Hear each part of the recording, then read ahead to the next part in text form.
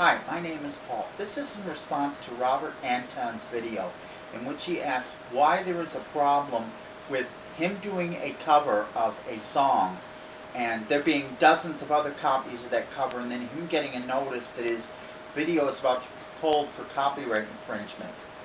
He also asked the question, why is it that YouTube doesn't have a blanket license the way clubs will generally have a blanket license from ASCAP, BMI, and SESAC. Okay? I'll go over this rather quickly.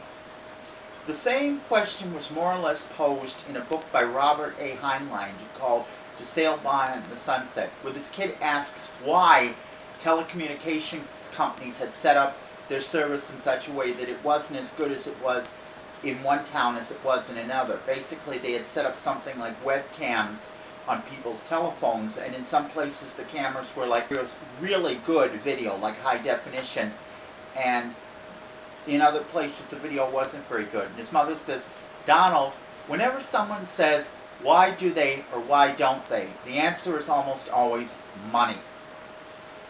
Court decisions over the last, roughly 70 years have ruled over and over again that when music is performed in a club, the club is liable for infringement on that music unless it has a license for that music.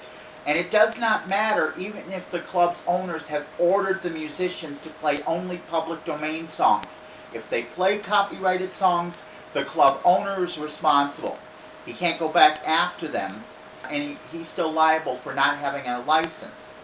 This is why most clubs have a license with all three performing rights societies, because they have no choice. If they don't have a license and someone uses music that's not licensed, they're in trouble, and copyright infringement penalties can be very severe. However, and this is the thing, YouTube is merely hosting the videos that users supply. Federal law gives them an exemption. It's part of a copyright law called the Digital Millennium Copyright Act. And basically, the part with web service providers, with web hosts, which is what YouTube has, if the material is supplied by users and YouTube itself has no control over what the user has put up, YouTube is not liable for the content of it on one condition. You know what that condition is? That if they are informed that it is violating copyright, that they remove the video or remove the audio or anything that's put up on a website. If it's considered to be infringing, the owner of the website sends a notice to the party who posted it that they've been informed that it is a copyright infringement and then removes the video. The website owner isn't liable for what's on there. YouTube is not buying a license because YouTube is not required to buy a license.